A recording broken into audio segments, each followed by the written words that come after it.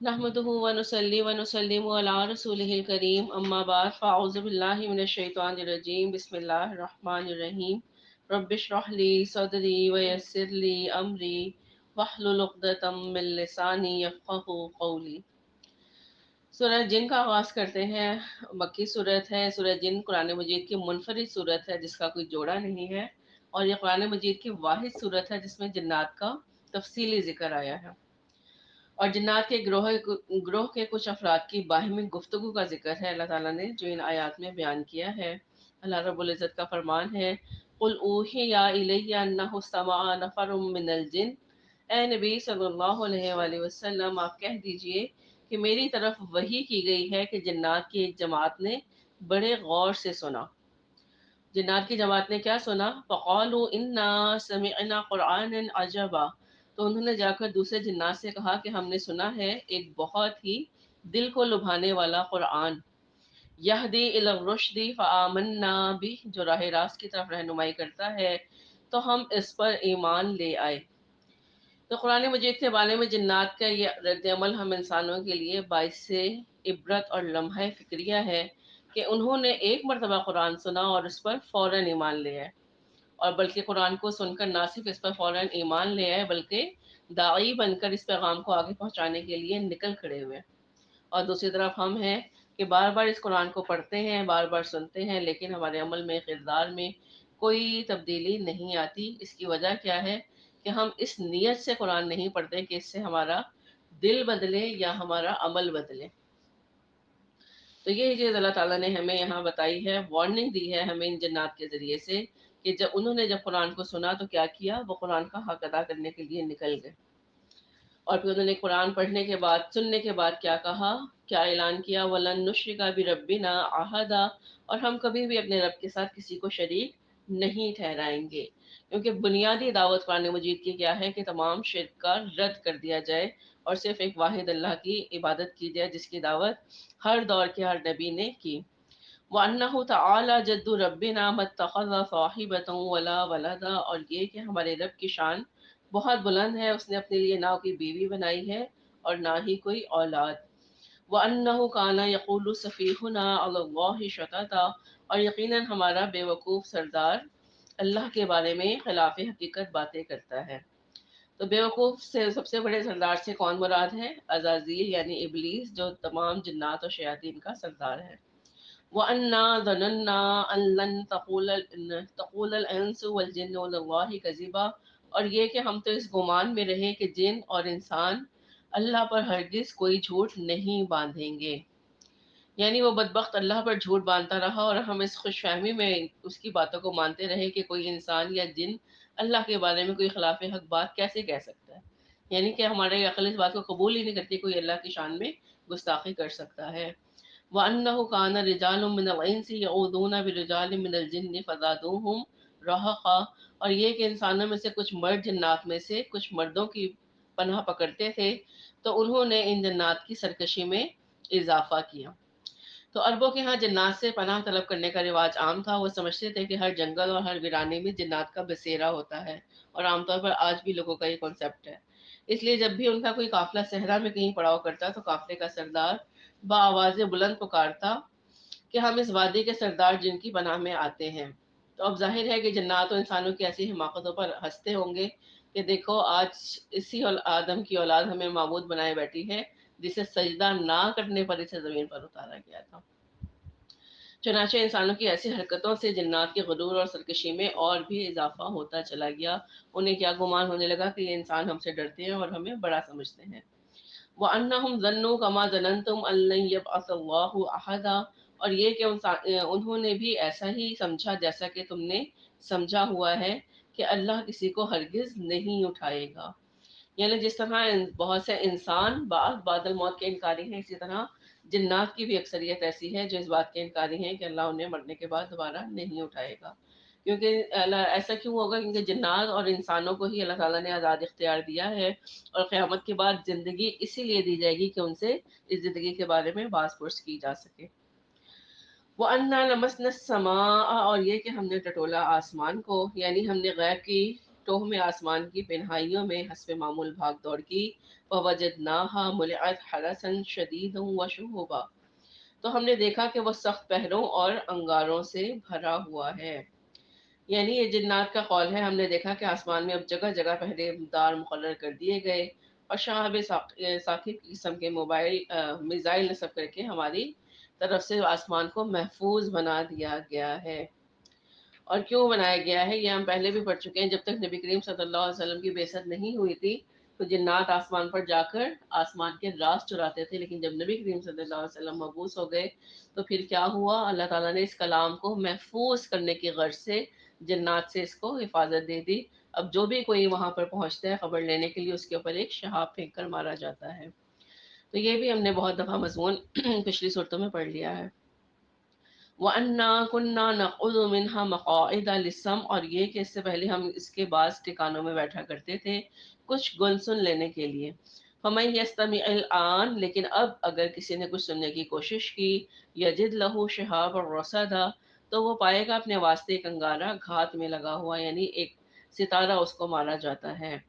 وَأَنَّا لَا نَدْرِي أَشَرٌّ أُرِيدَ بِمَن فِي الْأَرْضِ، اور یہ کہ ہم نہیں جانتے کہ زمین والوں کے لیے کسی شر کا ارادہ کیا جا رہا ہے، ام اراد بہم ربہم رشدا، یا ان کے لیے ان کے رب نے کسی بھلائی کا ارادہ کر دیا۔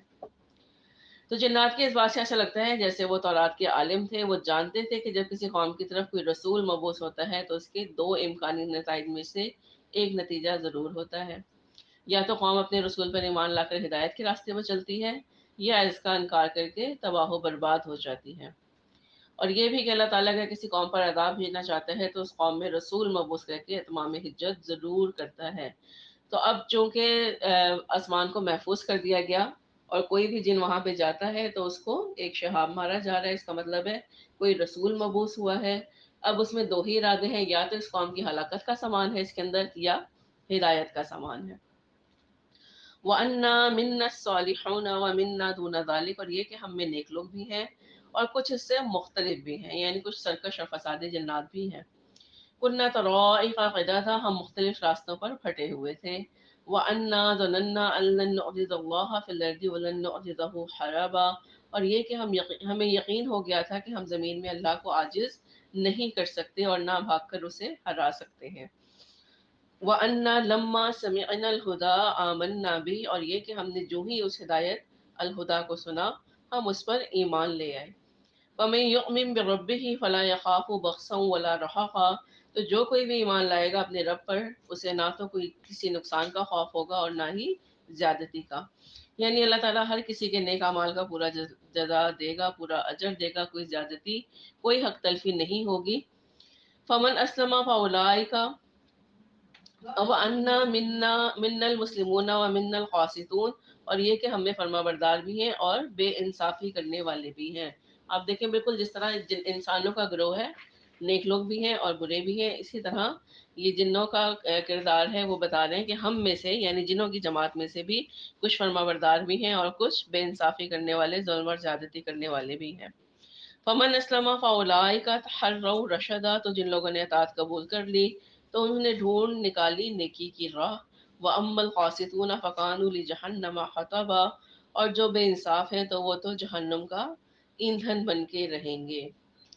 تو یہ تو تھا جنات کی اس تقریر کا اقتباس جو انہوں نے قرآن سننے کے بعد اپنے قوم کے لوگوں کے سامنے تبلیغ کی غرض سے کی۔ یہ ساری آیات ان جنات کا کلام تھا۔ اس کے بعد خود اللہ تعالیٰ کی طرف سے کلام کیا گیا۔ کیا فرمایا اللہ تعالیٰ نے، وَأَن لَوِ اسْتَقَامُوا عَلَى الطَّرِيقَةِ لَأَسْقَيْنَاهُم مَّاءً غَدَقًا، اور اے نبی صلی اللہ علیہ وآلہ وسلم آپ کہیے کہ مجھ پر یہ وحی بھی کی گئی ہے کہ اگر یہ لوگ درست طریقے پر چلتے رہتے تو ہم انہیں خوب سیراب کرتے۔ کیونکہ دیکھیں کسی بھی ملک کی معیشت کا دار و مدار کہاں ہوتا ہے، اس کی پیداوار کے اوپر ہوتا ہے۔ تو جب کوئی سیدھے راستے پر چلتا ہے تو اللہ کی طرف سے انعام کیا ہے کہ اللہ تعالیٰ آسمان سے پانی برسا کے خوب سیراب کرتے ہیں۔ اور سورہ نوح میں ہم یہ تفصیل سے پڑھ کے آئے ہیں کہ جب تم کثرت سے استغفار کرو گے تو اللہ تعالیٰ تم پر آسمان سے بارشیں برسائے گا، اس سے کیا ہوگا، پھر ہر طرف خوشحالی ہی خوشحالی ہوگی۔ لِنَفْتِنَهُمْ فِيهِ، تاکہ ہم اس فراوانی میں ان کی آزمائش کریں، یعنی ہم لوگوں کو خوب سیراب کر کے انہیں ہر طرح کی نعمتوں سے نواز کر ان کا امتحان لیں۔ وَمَن يُعْرِضْ عَن ذِكْرِ رَبِّهِ، اور جو کوئی بھی اعراض کرے گا اپنے رب کے ذکر سے، یسلکہ عذابا صعدا، تو وہ ڈال دے گا اس کو چڑھتے عذاب میں، یعنی اللہ تعالیٰ انہیں ایسے عذاب میں ڈالے گا جس کی شدت ہر لمحہ بڑھتی ہی چلی جائے گی۔ اور کچھ مفسرین کے لحاظ سے ان کی رائے میں سعود جہنم کی وادی میں ایک پہاڑ ہے جس پر شرک کرنے والوں کو، گناہ گاروں کو، جہنمیوں کو اس پہاڑ پر چڑھایا جائے گا۔ جب وہ کنارے پر پہنچیں گے تو انہیں واپس دھکیل دیا جائے گا۔ یہ ایک مسلسل عذاب ہے۔ تو دنیا میں کیا ہے کہ شدت والا، مشقت والا معاملہ ہو جائے گا، اور آخرت میں بھی شدت اور مشقت کے ساتھ ساتھ ایک سعود پہاڑ ہے جو جہنم کی وادی میں ہے، اور اس پر جہنمیوں کو چڑھایا جائے گا۔ وہ بھی ایک عذاب کی صورت ہے۔ استغفر اللہ۔ وَأَنَّ الْمَسَاجِدَ لِلَّهِ، اور یہ کہ مسجدیں اللہ ہی کے لیے ہیں۔ تو یہاں مساجد سے مراد سجدہ کرنے کی جگہ یعنی عبادت گاہیں بھی ہیں، اور اس سے مراد سجدے کے اعضاء، پیشانی، ناک، ہاتھ پاؤں گھٹنے وغیرہ بھی ہیں، یعنی تمام مساجد اور انسانوں کے اعضائے سجدہ سب کے سب اللہ ہی کی ملکیت میں ہے۔ فلا تدعوا مع اللہ احدا، تو تم اللہ کے ساتھ کسی اور کو مت پکارو، یعنی اگر عبادت کی جگہ ہے تو وہ اللہ کے لیے خاص ہے، یا اعضائے سجدہ مراد ہے تو وہ صرف اللہ ہی کے آگے جھکنے چاہیے۔ وَأَنَّهُ لَمَّا قَامَ عَبْدُ اللَّهِ يَدْعُوهُ، اور یہ کہ جب اللہ کا بندہ اس کو پکارنے کے لیے کھڑا ہوتا ہے، قَادُوا يَكُونُونَ عَلَيْهِ لِبَدًا، تو معلوم ہوتا ہے کہ لوگ اس پر ہجوم کر کے آ جائیں۔ تو اس آیت میں اللہ کے بندے سے مراد رسول اللہ صلی اللہ علیہ وآلہ وسلم ہے، کہ جب آپ خانہ کعبہ میں نماز کے لیے کھڑے ہوتے یا قرآن پڑھانے کے لیے کھڑے ہوتے، لوگوں کو قرآن سنانے کے لیے کھڑا ہوا دیکھتے، تو کافروں کا کیا حال ہوتا کہ ان کے دشمنی کی آگ بھڑکنے لگتی، اور ان کا دل چاہتا کہ آپ صلی اللہ علیہ وآلہ وسلم پر اور آپ کے پیروکاروں پر حلہ بول دیں، اور کسی بھی طرح آپ کو قرآن سنانے سے روک دیں۔ قل انما ادعو ربی، اے نبی صلی اللہ علیہ وسلم آپ کہہ دیجئے کہ میں تو اپنی رب ہی کو پکارتا ہوں، یعنی خانہ کعبہ میں اگر میں کھڑے ہو کے تبلیغ کر رہا ہوں یا نماز پڑھ رہا ہوں تو میں اپنے رب کو ہی پکارتا ہوں۔ ولا اشرک به احدا، اور میں اس کے ساتھ کسی کو شریک نہیں کرتا۔ قل انی لا املک لکم ضرا ولا رشدا، اور آپ صلی اللہ علیہ وسلم کہہ دیجئے کہ مجھے کوئی اختیار نہیں تمہارے لیے کسی نقصان کا اور نہ ہی راہ پر لانے کا، یعنی ہدایت دینے کا۔ تو سب کچھ اللہ کے اختیار میں ہے، میں کسی کو از خود ہدایت نہیں دے سکتا۔ ہدایت کس کو ملتی ہے؟ جس کے دل میں ہدایت کی طلب ہوتی ہے۔ قل انی لن یجیرنی من اللہ احد، آپ صلی اللہ علیہ وسلم کہہ دیجئے مجھے اللہ کی پکڑ سے کوئی پناہ نہیں دے سکتا۔ ولن اجد من دونہ ملتحدا، اور نہ ہی میں اس کے علاوہ سر چھپانے کی کوئی جگہ پاؤں گا، یعنی اللہ کے سوا مجھے بھی کوئی پناہ دینے والا نہیں ہے۔ الا بلاغا من اللہ ورسالتی، بس میرا فرض اللہ کی طرف سے تبلیغ اور اس کے پیغامات کا پہنچا دینا ہے، یعنی اگر میں نے فریضہ انجام دینے میں کوئی کوتاہی کی تو میری جواب دہی ہوگی، اور میں اپنے عمل کا جواب دہ ہوں گا۔ وَمَن يَعْصِ اللَّهَ وَرَسُولَهُ، اور جو کوئی بھی اللہ اور اس کے رسول صلی اللہ علیہ وآلہ وسلم کی نافرمانی کرے گا، فَإِنَّ لَهُ نَارَ جَهَنَّمَ خَالِدِينَ فِيهَا أَبَدًا، تو اس کے لیے جہنم کی آگ ہے جس میں وہ ہمیشہ ہمیشہ رہے گا۔ حتی اذا رأوا ما یوعدون، یہاں تک کہ جب وہ دیکھیں گے وہ چیز جس کی انہیں دھمکی دی جا رہی ہے، فَسَيَعْلَمُونَ مَنْ أَضْعَفُ نَاصِرًا وَأَقَلُّ عَدَدًا، اس وقت انہیں معلوم ہو جائے گا کہ کون کمزور ہے مددگاروں کے اعتبار سے اور کون اقلیت میں ہے تعداد کے لحاظ سے۔ سرداران قریش کے تانوں میں سے رسول اللہ صلی اللہ علیہ وسلم کو ایک تانا یہ بھی دیا جاتا تھا کہ آپ کی محفل کے مقابلے میں ہماری محفلیں زیادہ باوقار اور پر رونق ہوتی ہیں۔ آپ کے پاس تو نچلے طبقے کے غریب، کمزور اور نادار افراد بیٹھے ہوتے ہیں، جبکہ ہماری محفلوں میں بڑے بڑے سردار، باروب شخصیات ہوتی ہیں۔ تو اس آیت میں اللہ تعالیٰ نے اس طانے کا جواب دیا ہے کہ قیامت کے دن انہیں معلوم ہو جائے گا اپنی حمایتیوں کی طاقت اور تعداد کے لحاظ سے کس کی کیا حیثیت ہے۔ قل ان ادری قریب ما توعدون ام یجعل له ربی امدا، اور آپ صلی اللہ علیہ وسلم یہ بھی کہہ دیجئے کہ مجھے نہیں معلوم کہ جس چیز کا تم سے وعدہ کیا جا رہا ہے وہ قریب آ چکی ہے یا میرا رب اس کی مدت اور لمبی کر دے گا۔ تو وہ کیا چیز ہے؟ وہ قیامت کا دن ہے کہ اللہ تعالیٰ چاہے تو اسے فوری قائم کر دیں، یا جب اس کا وقت مقرر آئے، یا مزید مہلت دے دیں، کیونکہ قیامت کا علم صرف اللہ ہی کے پاس ہے۔ عالم الغیب، وہی غیب کا جاننے والا ہے۔ ولا یظہر علی غیبہ احدا، پس وہ اپنے غیب پر کسی کو مطلع نہیں کرتا۔ الا من ارتضی من رسول، سوائے اس کے کہ جس کو اس نے پسند فرما لیا ہو اپنے رسولوں میں سے۔ علم غیب کے بارے میں بہت اہم اصول اس آیت میں بتایا گیا کہ علم غیب صرف اللہ تعالیٰ کے پاس ہے، اور وہ اپنے رسولوں میں سے جس کے لیے جتنا چاہتا ہے، جس قدر چاہتا ہے، اتنا علم اس کو مطلع فرما دیتا ہے۔ تو جتنا علم اللہ تعالیٰ کی مرضی پر اور اللہ کی منشا پر حاوی منشا کے مطابق ہے، اتنا ہی علم رسولوں کو دیا جاتا ہے۔ کلی علم رسولوں کو بھی حاصل نہیں ہوتا، وہ اللہ ہی کے پاس ہے۔ جس کے پاس بھی جو بھی علم ہے وہ اللہ کا دیا ہوا ہے، دنیا کے انسانوں میں بھی اور رسولوں میں بھی۔ رسولوں کے پاس تھوڑا زیادہ علم ہوتا ہے عام انسان کے مقابلے میں، کیونکہ اللہ تعالیٰ نے ان کے ایمان کو بڑھانا ہوتا ہے۔ تو ہمیں کیا چیز سیکھنی چاہیے کہ نبی کریم صلی اللہ علیہ وسلم کا علم بھی ذاتی نہیں ہے، عطائی ہے، یعنی اللہ کا عطا کردہ ہے۔ آپ کا علم قدیم نہیں، حادث ہے، یعنی پہلے نہیں تھا، جب اللہ نے عطا کیا تو آپ کو ہو گیا۔ ٹھیک ہے، یہ نہیں ہے کہ نسل در نسل وہ علم چلا آ رہا ہے، پرانا نہیں ہے۔ جب اللہ نے آپ کو عطا کیا تو آپ کا علم ہو گیا۔ آپ صلی اللہ علیہ وسلم کا علم لامحدود نہیں ہے بلکہ محدود ہے، کیونکہ اللہ تعالیٰ نے یہاں کہہ دیا کہ جتنا اللہ تعالیٰ چاہتا ہے اتنا ہی علم عطا فرماتا ہے۔ تو آئندہ کسی بھی نبی کے بارے میں یا خود نبی کریم صلی اللہ علیہ وسلم کی ذات کے بارے میں بھی اس طرح کے معاملات میں احتیاط سے بات کرنی ہے، کیونکہ ہم لوگ کبھی محبت میں بہت زیادہ غلط کر جاتے ہیں۔ تو قرآن نے یہاں پہ روک دیا گیا ہے۔ فَإِنَّهُ يَسْلُكُ مِن بَيْنِ يَدَيْهِ وَمِن خَلْفِهِ رَصَدًا، تو اس کے آگے اور پیچھے وہ محافظ لگا دیتا ہے۔ یعنی جب اللہ تعالیٰ وحی کے ذریعے غیب کے حقائق کا علم رسول کے پاس بھیجتا ہے تو اس کی حفاظت کے لیے ہر طرف سے محافظ فرشتے مقرر کر دیتا ہے، تاکہ وہ علم نہایت محفوظ طریقے سے رسول تک پہنچ جائے۔ اب آپ کو سورت کی ابتدائی آیات بھی سمجھ میں آ گئی ہوں گی کہ اللہ تعالیٰ نے جنہوں نے کہا کہ ہم نے فرشتوں پہ آسمان پہ ہمارے لیے روک لگ گئی ہے، تو اس کا کیا مطلب ہے؟ کوئی رسول مبعوث ہونے والا ہے۔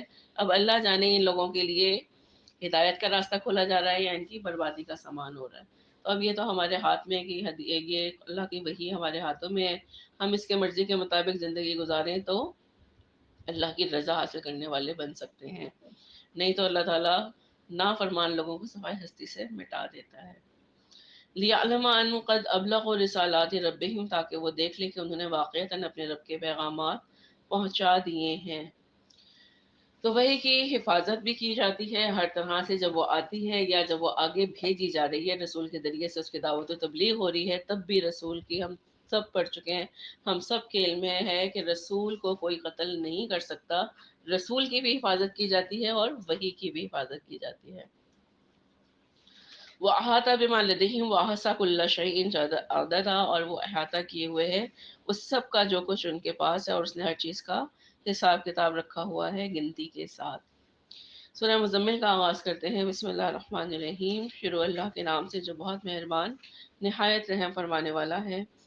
یا ایہا المزمل، اے کمبل میں لپیٹ کر لیٹنے والے، قم اللیل الا قلیلا، آپ کھڑے رہا کریں رات کو نماز میں سوائے اس کے تھوڑے سے حصے کے، نصفہ او انقص منہ قلیلا، یعنی اس کا آدھا یا اس سے تھوڑا کم کر لیجئے۔ یعنی آپ صلی اللہ علیہ وسلم اللہ کے حضور آدھی رات یا ایک تہائی رات کا قیام کریں، اوزد علیہ، یا اس پر تھوڑا اور بڑھا دیں، یا پھر رات کا دو تہائی حصہ قیام میں گزاریں۔ تو یہ اللہ تعالیٰ نے آپ صلی اللہ علیہ وسلم کو قیام اللیل کے دورانیہ یا نصاب ایک تہائی سے لے کر دو تہائی تک ہونا چاہیے، یہ اللہ تعالیٰ نے اپنے نبی کو آپ کی رہنمائی فرما دی۔ تو اس نصاب میں ہمارے لیے رمضان کے قیام اللیل کے حوالے سے بھی رہنمائی موجود ہے کہ رمضان کی راتوں کے قیام کے بارے میں حضرت ابو ہریرہ رضی اللہ عنہ سے مروی فرمان ہے کہ نبی کریم صلی اللہ علیہ وسلم نے فرمایا کہ جس نے رمضان کے روزے رکھے ایمان اور خود احتسابی کی کیفیت کے ساتھ۔ کس طرح؟ ایمان اور خود احتسابی کی کیفیت کے ساتھ، اس طرح نہیں کہ ایک رسم ہے جی رمضان کا مہینہ آیا تو سب روزے رکھ رہے ہیں، تو نیتوں کو خالص کرتے ہوئے ایمان کی پہلی شرط اور خود احتسابی کی کیفیت کے ساتھ، تو اس کے پچھلے تمام گناہ معاف کر دیے گئے۔ اور جس نے رمضان کی راتوں میں قیام کیا قرآن سننے اور سنانے کے لیے ایمان اور خود احتسابی کی کیفیت کے ساتھ، تو اس کے بھی تمام سابقہ گناہ معاف کر دیے گئے۔ اور جو لیلۃ القدر میں کھڑا رہا قرآن سننے اور سنانے کے لیے ایمان اور خود احتسابی کی کیفیت کے ساتھ، تو اس کے بھی تمام خطائیں بخش دی گئیں۔ تو اس کا کیا مطلب ہے کہ رات کا جو قیام ہے ایمان کے ساتھ اور اپنے محاسبے کے لیے، اللہ سے پناہ طلب کرنے کے لیے، تو کیا مطلب ہے اس کا کہ اس کے ہر روز تمام گناہ مٹا دیے جاتے ہیں۔ ورتل القرآن ترتیلا، اور ٹھہر ٹھہر کر قرآن پڑھتے جائیے، یعنی قرآن مجید کو خوب ٹھہر ٹھہر کر اور سمجھ کر پڑھیے۔ گویا قیام اللیل کا اصل لازم قرآن مجید کی تلاوت ہے، لیکن ترتیل کے ساتھ۔ انا سنلقی علیک قولا ثقیلا، ہم ان قریب آپ صلی اللہ علیہ وسلم پر ایک بھاری بات ڈالنے والے ہیں۔ اور کیا وہ بھاری بات ہے؟ اس آیت میں نبی کے وسلم کو عظیم ذمہ داری کے بارے میں بتایا جا رہا ہے، جس کا بوجھ عنقریب آپ صلی اللہ علیہ وسلم کے کندھوں پر پڑنے والا تھا، اور وہ کیا تھا؟ دعوت و تبلیغ کا کام۔ ان ناشیۃ اللیل ہی اشد وطئا واقوم قیلا، یقیناً رات کا جاگنا بہت مؤثر ہے نفس کو زیر کرنے کے لیے اور بات کو زیادہ درست رکھنے کے لیے، یعنی یہ نہایت سکون اور اطمینان کا وقت ہوتا ہے، اس وقت بندے اور اللہ کے درمیان کوئی حجاب نہیں رہتا۔ ان لک فی النہار سبحا طویلا، یقیناً دن کے اوقات میں تو آپ صلی اللہ علیہ وسلم کے لیے بڑی مصروفیات ہیں، یعنی دن میں تو اور بھی بہت سے کام کاج ہیں، دعوت کے سلسلے میں لوگوں کے ساتھ ملنا، ان کی کڑوی کسیلی باتیں سننا، ان کے اعتراضات جھیلنا، تو ان مصروفیات میں آپ صلی اللہ علیہ وسلم کی توجہ بٹی رہتی تھی، لیکن رات کی تنہائی میں تو بس آپ صلی اللہ علیہ وسلم ہے اور آپ کا رب ہے، تو اس وقت آپ صلی اللہ علیہ وسلم پوری توجہ اور دل جمعی سے اپنے رب کی طرف رجوع کر سکتے ہیں۔ وَاذْكُرِ اسْمَ رَبِّكَ وَتَبَتَّلْ إِلَيْهِ تَبْتِيلًا، اور آپ اپنے رب کے نام کا ذکر کیا کریں اور ہر طرف سے کٹ کر بس اسی کے ہو رہیں۔ رب المشرق والمغرب، اور وہ رب ہے مشرق کا بھی اور مغرب کا بھی۔ لا الہ الا ہوا فاتخذہ وکیلا، تو اس کے سوا کوئی معبود نہیں، بس آپ اسی کو بنا لیجیے اپنا کارساز۔ وَاصْبِرْ عَلَىٰ مَا یقولون، اور جو کچھ یہ لوگ کہہ رہے ہیں اس پر صبر کیجیے۔ وَاہْجُرْہُمْ حَجْرًا جَمِیلًا، اور ان کو چھوڑ دیجیے بڑی خوبصورتی سے کنارہ کشی کرتے ہوئے۔ وَذَرْنِي وَالْمُكَذِّبِينَ أُولِي النَّعْمَةِ، اور آپ مجھے اور ان جھٹلانے والوں کو چھوڑ دیں جو بڑی نعمتوں سے نوازے گئے، یعنی اللہ تعالیٰ نے ان کو مال اولاد، بڑی بڑی جائیدادیں اور طرح طرح کی دوسری نعمتیں عطا کی، اور اب ان کی سرکشی کا مزہ بھی انہیں میں ضرور چکھاؤں گا، لہٰذا ان کا معاملہ آپ مجھ پر چھوڑ دیجیے۔ وَمَهِّلْهُمْ قَلِيلًا، اور ابھی آپ انہیں تھوڑی سی مہلت دے دیں۔ تو آپ دیکھیں یہ ساری مکی صورتیں ہیں۔ مکی صورتوں کا مضمون کیا تھا؟ کہ جہاد فرض نیت کیا تھا، اللہ نے کیا کہا تھا؟ اپنے ہاتھوں کو روکے رکھو، صبر کرو، جو بھی یہ اعتراضات کر رہے ہیں اس پہ صبر کرتے رہنا ہے۔ انا لدینا انکالوں و جہیما، اور ہمارے پاس ان کے لیے بھاری بیڑیاں اور بھڑکتی آگ ہے۔ وہ تو آمن ذا غصہ، اور وہ کھانا جو حلق میں اٹک جائے گا۔ تو اس سے مراد زقوم کا کانٹے دار درخت ہے، جس کا ذکر ہم بار بار پڑھ چکے ہیں۔ وہ عذابًا علیما، اور دردناک عذاب بھی ہے۔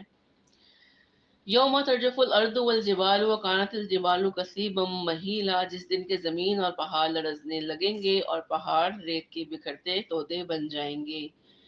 انا ارسلنا الیکم رسولا شاہدا علیکم، اے لوگو ہم نے تمہاری طرف ایک رسول بھیج دیا ہے تم پر گواہ بنا کر، یعنی ہمارا یہ رسول دنیا میں تمہارے سامنے اپنے قول و عمل سے حق کی گواہی دے گا، اور قیامت کے دن تمہارے خلاف گواہی دے گا جو حق کی پیروی نہیں کریں گے۔ وہ کیا کہیں گے رسول کہ اے اللہ، میں نے تو تیرا پیغام ان لوگوں تک پہنچا دیا تھا، اب اس حوالے سے یہ لوگ خود جواب دے ہیں۔ کما ارسلنا الی فرعون رسولا، جیسے کہ ہم نے بھیجا تھا فرعون کی طرف بھی ایک رسول۔ فعصى فرعون الرسول، پس فرعون نے نافرمانی کی اپنے رسول کی۔ فاخذناہ اخذا وبیلا، تو ہم نے پکڑ لیا اس کو بڑے وبال والی پکڑ سے۔ تو یعنی اب تم خود ہی سوچو کہ اللہ کے رسول کو جھٹلا کر اگر فرعون جیسا مطلق العنان بادشاہ بھی نہ بچ پایا، اور اسی جرم کی پاداش میں اگر عاد اور سمود جیسی طاقتور قومیں بھی نیست و نابود ہو گئیں، تو اے گروہ قریش، تو تم لوگ اللہ کے رسول کو جھٹلا کر کیسے بچ سکتے ہو؟ فَكَيْفَ تَتَّقُونَ إِن كَفَرْتُمْ يَوْمًا يَجْعَلُ الْوِلْدَانَ شِيبًا السَّمَاءُ مُنْفَطِرٌ بِهِ كَانَ وَعْدُهُ مَفْعُولًا، اب اگر تم کفر کرو گے تو تم کیسے بچ جاؤ گے اس دن سے جو بچوں کو بوڑھا کر دے گا، آسمان اس سے پھٹ پڑنے والا ہے اور اس کا وعدہ پورا ہو کر رہے گا۔ اِنَّ هَٰذِهِ تَذْکِرَۃٌ، یقیناً یہ ایک یاد دہانی ہے۔ فَمَن شَاءَ اتَّخَذَ إِلَىٰ رَبِّهِ سَبِیلًا، تو جو کوئی چاہے وہ اپنے رب کی طرف راستہ اختیار کر لے۔ تو اللہ تعالیٰ سے دعا ہے کہ اللہ تعالیٰ ہم سب کو قرآن مجید کے بتائے ہوئے سیدھے راستے پر چلنے کی توفیق اور ہمت عطا فرمائے، کیونکہ توفیق کے ساتھ ساتھ اس راستے پر چلنے کے لیے ہمت بھی درکار ہے۔ ان ربک یعلم انک تقوم ادنی من ثلث اللیل ونصفہ وثلثہ، اے نبی صلی اللہ علیہ وسلم، یقیناً آپ کا رب جانتا ہے کہ آپ قیام کرتے ہیں کبھی 2 تہائی رات کے قریب، کبھی نصف رات اور کبھی 1 تہائی رات۔ وَطَائِفَةٌ مِّنَ الَّذِينَ مَعَكَ، اور جو لوگ آپ کے ساتھ ہیں ان میں سے بھی ایک جماعت آپ کے ساتھ کھڑی ہوتی ہے. واللہ یقدر اللیل والنہار، اور اللہ ہی رات اور دن کا اندازہ کرتا ہے. علم ان لن تحصوہ، اللہ جانتا ہے کہ تم اس کی پابندی نہیں کر سکو گے. یعنی اللہ تعالیٰ کو معلوم ہے کہ اس انداز سے مشقت زیادہ عرصے تک نہیں جھیلی جا سکے گی. فتاب علیکم، تو اس نے تم پر مہربانی فرمائی.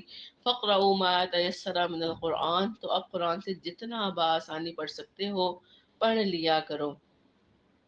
علم ان سیکون منکم مرضی، اللہ کے علم میں ہے کہ تم میں سے کچھ لوگ مریض ہوں گے. وآخرون یضربون فی الارض یبتغون من فضل اللہ، اور بعض دوسرے زمین میں سفر کریں گے اللہ کے فضل کو تلاش کرتے ہوں گے. وآخرون یقاتلون فی سبیل اللہ، اور کچھ اللہ کی راہ میں قتال کر رہے ہوں گے. تو اب ظاہر ہے ایسے سب لوگوں کے لیے جن کا ذکر اس آیت میں آیا ہے رات کو طویل قیام کرنا ممکن نہیں. فقرؤوا ما تیسر من، چنانچہ جس قدر تمہارے لیے آسان ہو اس میں سے پڑھ لیا کرو. وَأَقِیمُوا الصَّلَاةَ وَآتُوا الزَّکَاةَ، اور نماز قائم کرو اور زکوٰۃ ادا کرتے رہو. وَأَقْرِضُوا اللَّهَ قَرْضًا حَسَنًا، اور اللہ کو قرض حسنہ دو. وَمَا تُقَدِّمُوا لِأَنفُسِکُم مِّن خَیْرٍ تَجِدُوهُ عِندَ اللَّهِ هُوَ خَیْرٌ وَأَعْظَمُ أَجْرًا، اور جو بھلائی بھی تم آگے بھیجو گے اپنی جانوں کے لیے اسے موجود پاؤ گے اللہ کے پاس اور اجر میں بڑھ کر. یعنی جو نیک اعمال تم نے آگے بھیجے ہوں گے انہیں اللہ کے پاس تم بہت ہی بہتر حالت میں پاؤ گے. وہ اس طرح کے نہیں ہوں گے جس طرح ہم دنیا میں کرتے ہیں. اللہ تعالیٰ انہیں اپنی شان اجر میں ڈھال دے گا. اللہ تعالیٰ تمہارے ان اعمال کو نہ صرف 700 گنا تک بڑھا کر تمہیں لوٹائے گا بلکہ اپنے فضل خاص سے اس کے بدلے خصوصی اجر بھی عطا فرمائے گا. واستغفر اللہ، اور اللہ سے مغفرت طلب کرتے رہو. ان اللہ غفور الرحیم، یقیناً اللہ بہت بخشنے والا رحم فرمانے والا ہے. سورۃ مدثر کا آغاز کرتے ہیں. بسم اللہ الرحمن الرحیم، شروع اللہ کے نام سے جو بہت مہربان نہایت رحم فرمانے والا ہے. یا ایھا المدثر، اے کمبل میں لپٹ کر لیٹنے والے، صلی اللہ علیہ وسلم. قم فانذر، آپ صلی اللہ علیہ وسلم اٹھیے اور لوگوں کو خبردار کیجیے. تو یہ ہے وہ کٹھن ذمہ داری جس کے بارے میں ابھی ہم نے سورہ مزمل میں پڑھا. انا سنلقی علیک قولا ثقیلا، کہ ہم عنقریب آپ پر ایک بھاری بوجھ ڈالنے والے ہیں. تو اس کے لیے کیا کہا کہ رات کی نماز پڑھیں کیونکہ وہ نفس کو زیر کرنے والی ہے، طبیعت پہ گراں گزرتی ہے. جب مشقت کا عادی ہو جاتا ہے نفس تو پھر اب یہ بھاری ذمہ داری اٹھانے کے قابل ہو گیا ہے. تو اللہ تعالیٰ نے کیا فرمایا کہ اب تم اللہ کی دعوت و تبلیغ کے لیے اٹھ جاؤ. وَرَبَّکَ فَکَبِّر، اور اپنے رب کو بڑا کرو. تو رب کو بڑا کرنے کا مطلب کیا ہے کہ اپنی ذات میں اللہ تعالیٰ خود سب سے بڑے ہی ہیں. ہم انسان اس کو بھلا کیا بڑا کریں گے. اس کا مطلب دراصل یہ ہے کہ زمین میں اللہ کی بڑائی عملاً تسلیم نہیں کی جا رہی. اس طرح کہ زمین پہ نظام کس کا چل رہا ہے؟ انسانوں کا بنایا ہوا. حالانکہ حق کس کا ہے؟ اللہ تعالیٰ کا. کہ جس طرح اللہ نے چاہا کہ انسان زمین پر زندگی گزارے تو انہیں چاہیے کہ انہیں اسی طرح اللہ کے دین کو نافذ کرنا چاہیے. اور اسی طرح اسی وجہ سے نبی کریم صلی اللہ علیہ وسلم کی نبوت کا اظہار ہوا تھا. رسالت کی ذمہ داری آپ کو دی گئی اور قیامت تک کی رسالت کی ذمہ داری اب امت محمدی کے ہاتھوں میں ہے. وہ سیابہ کا فطاہر، اور اپنے کپڑوں کو صاف رکھنے کا اہتمام کیجیے. تو جس طرح آپ صلی اللہ علیہ وسلم کی زندگی کا مقصد پاکیزہ ہے اسی طرح آپ کا لباس بھی پاک صاف ہونا چاہیے. والرجز وہجر، اور ہر قسم کی گندگی سے دور رہیے، یعنی ظاہری اور باطنی نجاستوں سے خود کو بچا کر رکھیے. ولا تمنن تستکثر، اور زیادہ لینے کے لیے کسی پر احسان نہ کیجیے. یعنی کسی پر احسان کرتے ہوئے بدلے کی توقع نہ رکھو بلکہ احسان برائے احسان کرتے رہو. وَلِرَبِّكَ فَاصْبِرْ، اور اپنے رب کے لیے صبر کرتے رہیے. فَإِذَا نُقِرَ فِي النَّاقُورِ، جب سور میں پھونکا جائے گا. فَذَلِكَ يَوْمَئِذٍ يَوْمٌ عَسِيرٌ، تو وہ دن بہت ہی سخت ہوگا. عَلَى الْكَافِرِينَ غَيْرُ يَسِيرٌ، کافروں پر وہ ہلکا نہیں ہوگا. تو دونوں کو اگر ملا دیں وہ دن بہت سخت ہوگا کافروں پر، ٹھیک، یا وہ ہلکا نہیں ہوگا کافروں کے لیے. ذرنی ومن خلقت وحیدا، اور آپ چھوڑ دیجئے مجھے اور جس کو میں نے اکیلا پیدا کیا. وجعلت له مالا ممدودا، اور میں نے اسے بہت سا مال دیا پھیلا ہوا. وبنینا شہودا، اور نگاہوں کے سامنے رہنے والے بیٹے بھی دیے. ومہدت له تمہیدا، اور میں نے اس کے لیے ہر قسم کا سامان خوب اچھی طرح سے تیار کر دیا. ثم یطمع ان ازید، پھر وہ چاہتا ہے کہ میں اسے اور بھی دوں. کلا ہرگز نہیں، انہ کان لآیاتنا عنیدا، وہ تو ہماری آیات کا مخالف اور دشمن بن گیا ہے. سأرہقہ صعودا، میں اسے عن قریب ایک سخت چڑھائی چڑھاؤں گا. تو اس سے مراد ایسا عذاب ہے جس کی شدت ہر آن بڑھتی آ رہی ہے، اور ہم پچھلی صورت میں بھی یہ پڑھائے ہیں. تو سورہ جن میں ہم نے بھی پڑھا کہ اللہ تعالیٰ نے کیا فرمایا، اسلوک کو عذابًا سعودا، کہ وہ ڈال دے گا اس کو چڑھتے ہوئے عذاب میں. تو نایات میں عام طور پر محسرین کی رائے ہے کہ ولید بن مغیرہ کا ذکر ہے، جو بہت ذہین اور سمجھدار شخص تھا. وہ سمجھ چکا تھا کہ قرآن اللہ ہی کا کلام ہے اور محمد صلی اللہ علیہ وسلم اللہ کے رسول ہیں، لیکن اپنے ضمیر کی اس آواز پر لبیک کہہ کر وہ اپنی چودراہٹ اور دنیاوی ٹھاٹ باٹ کی قربانی نہیں دے سکتا تھا. تو اس لحاظ سے وہ واقعتاً بہت مشکل میں تھا اور اپنی مشکل کا حالت سے کسی درمیانی راہ میں نظر نہیں آتا تھا. تو اس نے کیا کیا کہ اس نے ہر چیز جاننے کے باوجود، سارے باتیں ڈسکس کرنے کے باوجود، جب اس نے یہ جان لیا کہ یہ واقعی برحق کلام ہے، لیکن وہ اپنی قومی عصبیت کی بنا پر اسلام نہ لا سکا. اور کچھ مفسرین نے لکھا ہے کہ ابو جہل نے بھی اس کو گمراہ کرنے کی کوشش کی. وہی واقعہ جو ہم پڑھ چکے ہیں کہ جب حج کا موسم قریب آیا تو سب نے کہا کہ لوگوں کو محمد صلی اللہ علیہ وسلم سے نہ ملنے دیا جائے، کیونکہ یہ جو بھی ان کی بات سنتا ہے وہ اسلام لے آتا ہے، پھر ہماری حیثیت، ہماری ساکھ کمزور ہو جائے گی. تو اللہ تعالیٰ نے ان آیات میں وہ منظر بتایا ہے. مفسرین تفسیر میں لکھتے ہیں کہ ایک محفل میں قریش کے بڑے بڑے سردار جمع تھے. زیر بحث موضوع یہ تھا کہ نبی کریم صلی اللہ علیہ وسلم کے بارے میں ہمیں ایک متفقہ موقف اپنا لینا چاہیے کہ ہم سب سردار مل کے ایک ہی بات ان کی مخالفت میں کہیں، تاکہ لوگ ان کے قریب نہ جائیں. جب ہم میں سے کوئی اسے شاعر سمجھتا ہے، کوئی جادوگر کہتا ہے، کوئی کاہن کہتا ہے، تو جب ہم خود آپس میں ایک بات پر متفق نہیں ہیں تو پھر ہمارا موقف کمزور ہو جاتا ہے. تو ہمیں چاہیے کہ ہم کسی ایک بات پر ڈٹ جائیں. تو بحث مباحثے کے بعد انہوں نے ولید بن مغیرہ کو حضور صلی اللہ علیہ وسلم کے پاس بھیجا کہ وہ جائے اور آپ صلی اللہ علیہ وسلم سے تفصیلی بات چیت کر کے انہیں اپنی حتمی رائے سے آگاہ کر دے.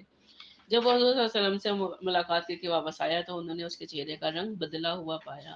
یعنی قریش کے سرداروں نے ولید بن مغیرہ کے چہرے کا رنگ بدلا ہوا پایا.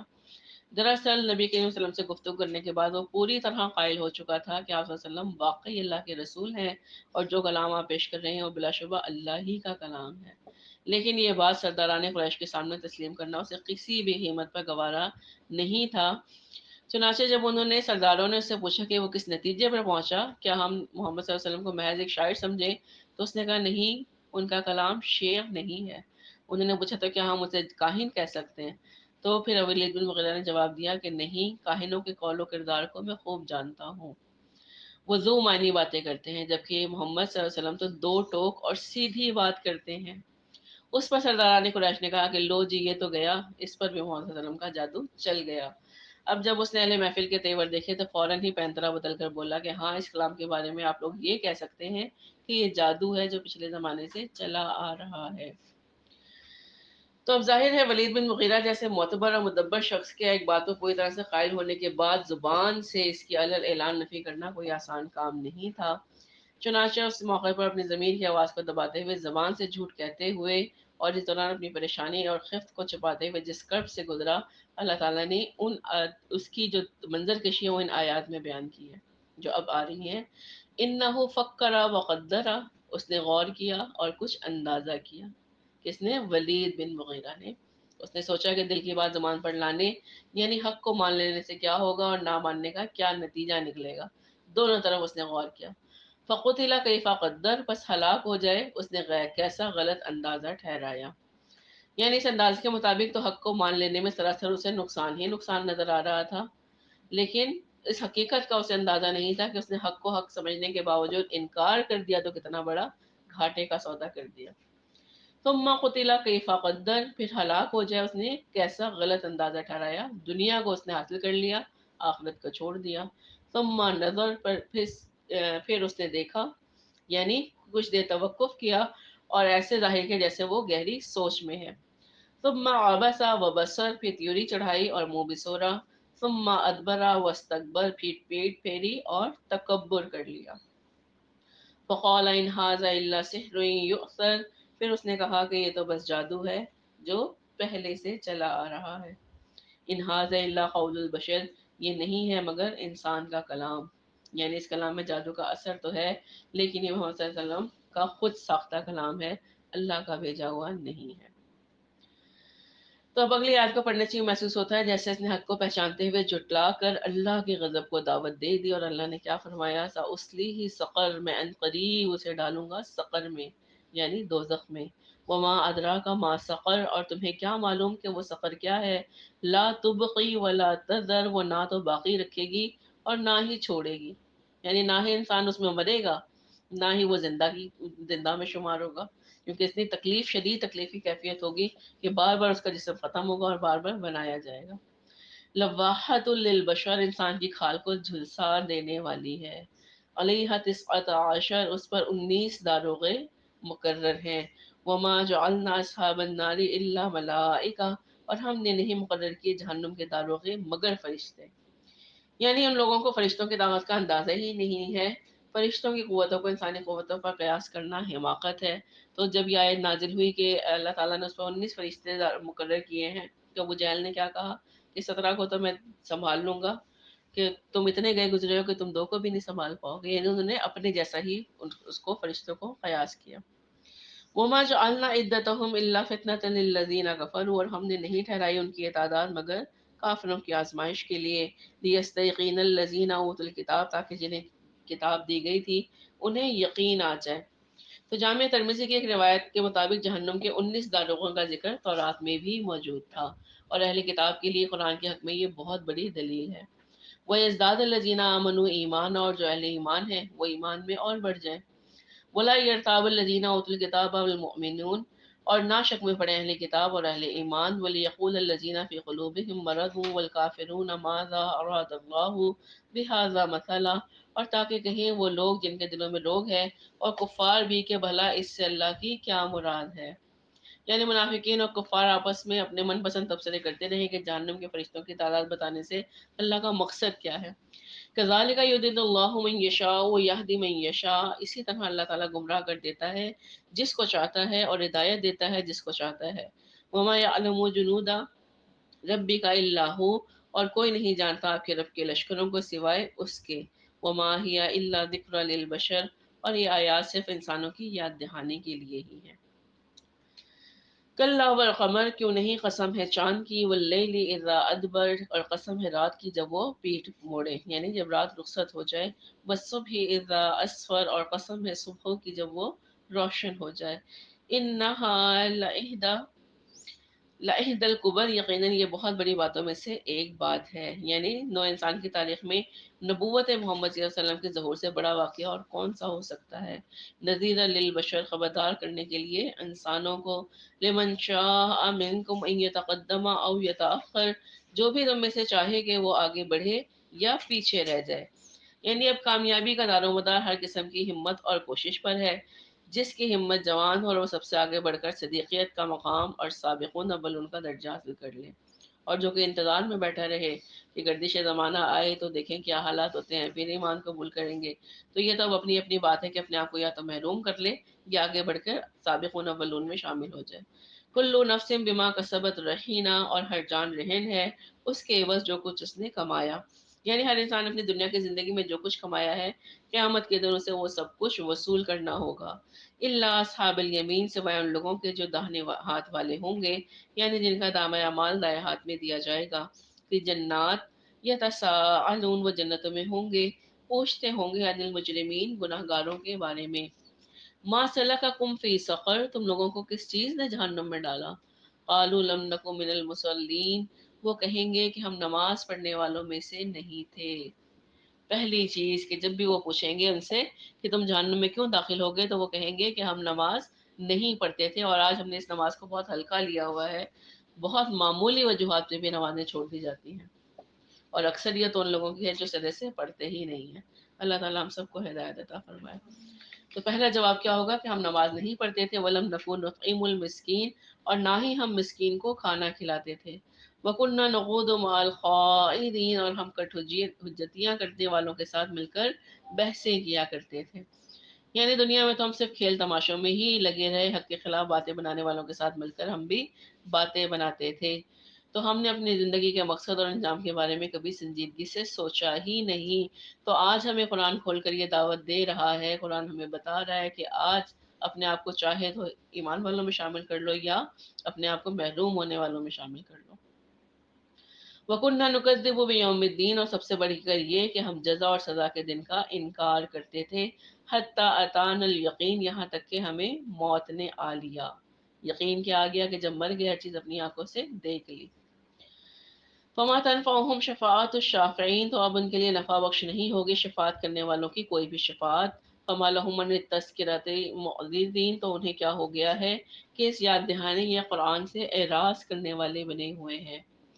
کأنہم حمر مستنفرہ، گویا کہ وہ بتکے ہوئے جنگلی گدھے ہیں، فرت من قسورہ، جو شیر سے ڈر کر بھاگ رہے ہیں۔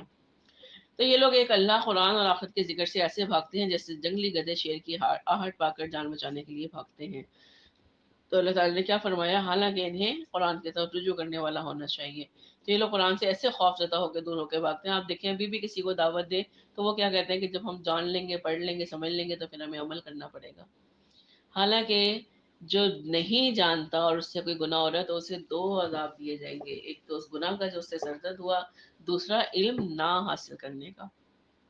کاش کے یہ بات لوگوں کو سمجھ آ جائے۔ بل یرید کل امرئ منہم ان یؤتی صحفا منشرہ، بلکہ ان میں سے ہر شخص چاہتا ہے کہ اس کو پکڑا دیے جائیں کھلے صحیفے۔ تو یہ ان کے استہزائیہ گفتگو کا ذکر ہے کہ جو لوگ نبی کریم صلی اللہ علیہ وسلم کی دعوت کے جواب میں اکثر ایسی باتیں کرتے تھے کہ یہ حساب کتاب کا معاملہ قیامت پہ کیوں ٹالا جا رہا ہے، تو آپ اللہ تعالیٰ سے کہیں کہ وہ ہمارے اعمال نامے ابھی دنیا میں ہی ہمارے ہاتھوں میں پکڑا دے۔ تو اس آیت کا ایک مفہوم یہ بھی ہے کہ ہم قرآن کو اللہ کا کلام تب مانیں گے جب ہم میں سے ہر ایک کے ہاتھ میں اللہ کی طرف سے صحیفے ہوں، جس طرح حضرت موسیٰ سے بھی نبی کے سے کہا گیا تھا کہ جس طرح موسیٰ کو صحیفے دیے گئے علیہ السلام، اس طرح ہمیں بھی ایک کھلی کتاب لا کر دے دو۔ تو دونوں مفہوم اس میں شامل ہیں۔ کلا، ہرگز نہیں، بل لا یخافون الآخرہ، اصل بات یہ ہے کہ وہ آخرت کا خوف نہیں رکھتے۔ تو جب ان کے دلوں میں آخرت کا خوف ہی نہیں رہا تو پھر جیسی چاہیں وہ باتیں بنا لیں۔ کلا انہ تذکرہ، ہرگز نہیں، یہ تو بس ایک یاد دہانی ہے۔ فمن شاء ذکرہ، پس اب جو چاہے اس سے نصیحت حاصل کر لے۔ وما یذکرون الا ان یشاء اللہ، اور یہ لوگ نصیحت اخذ نہیں کریں گے مگر یہ کہ اللہ ہی ایسا چاہے۔ ہوا اہل التقوی و اہل المغفرہ، وہی ڈرنے کے لائق ہے اور وہی مغفرت کا مجاز۔ تو یہ اسی کا حق ہے کہ اس کا تقوی اختیار کیا جائے، اس کے احکام کی پاسداری کی جائے، اور وہی اس کا اہل ہے کہ جس کی چاہے مغفرت فرما دے۔